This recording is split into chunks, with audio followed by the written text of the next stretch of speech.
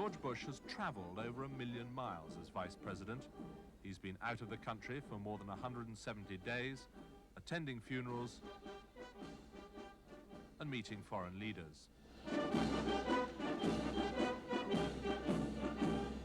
It's produced images of Bush, the international statesman. It's also laid him open to the charge that Bush, the vice president, hasn't been playing an active role in running the administration. They call them footprints, these marks of achievement and stamps of greatness some people leave behind. As ambassador to the UN, as head of the CIA, as vice president of the United States, yet after a lifetime of walking in the shoes of giants, isn't it interesting that George Bush has never left a single footprint behind? That perception of George Bush has taken root despite the fact that his mettle has been proved in some difficult tests. He joined the Texas Republican Party at a time when the area was dominated by Democrats and won a seat in the House of Representatives. This last year as a member of the House of Representatives has been the most challenging and exciting year of my life. He served as ambassador to the United Nations during Nixon's first term, and when he moved to the job of Republican Party chairman, he had to hold the party together as the administration crumbled in the mire of Watergate. There was corruption. No honest Republican would deny it. Every honest Republican deplores it. In fact, every honest Republican hates it. Under President Ford, he took over the CIA at a time when the agency was reeling from the revelations about abuses in clandestine operations during the Nixon years. Some of them were morally offensive, and these must not be repeated, and I will take every step to see that they are not repeated. And in 1980, he made his first run for the presidency against a man he considered ill-qualified for the job. He's promising to cut taxes by 30% and balance the budget and increase defense spending and stop inflation all at the same time. It just isn't going to work. What I call a voodoo economic policy. But Bush had to swallow those words and support the policies he had attacked. George Herbert Walker Bush labors under another political burden. He was born to money and high station.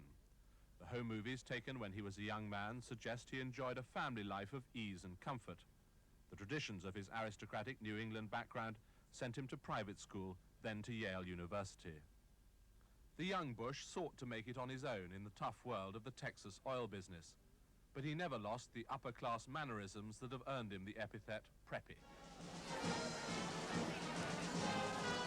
It's caused him trouble on the campaign trail.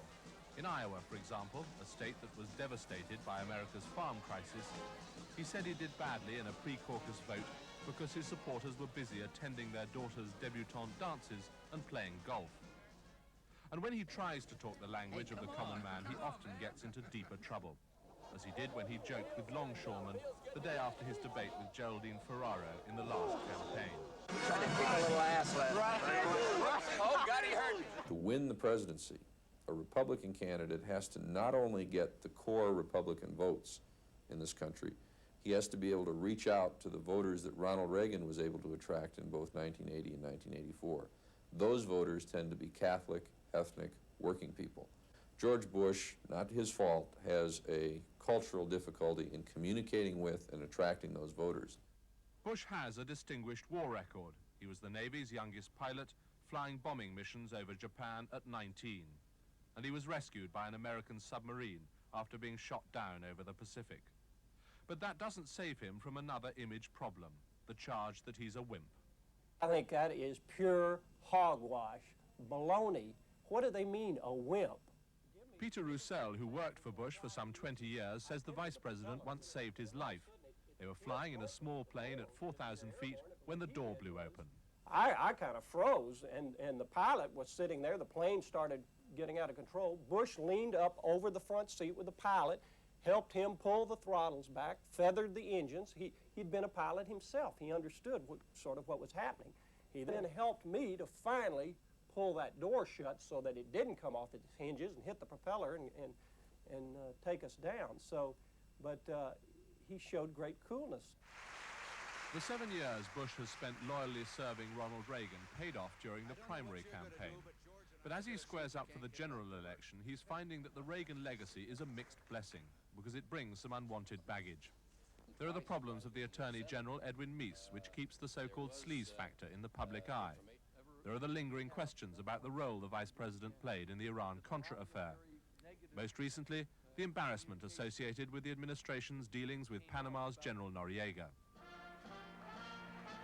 And there is the question of the part the President himself will play in the campaign. When Mr. Reagan finally gave George Bush a formal endorsement 2 weeks ago, he mispronounced his name, then gave the Vice President only 2 sentences at the end of a long speech.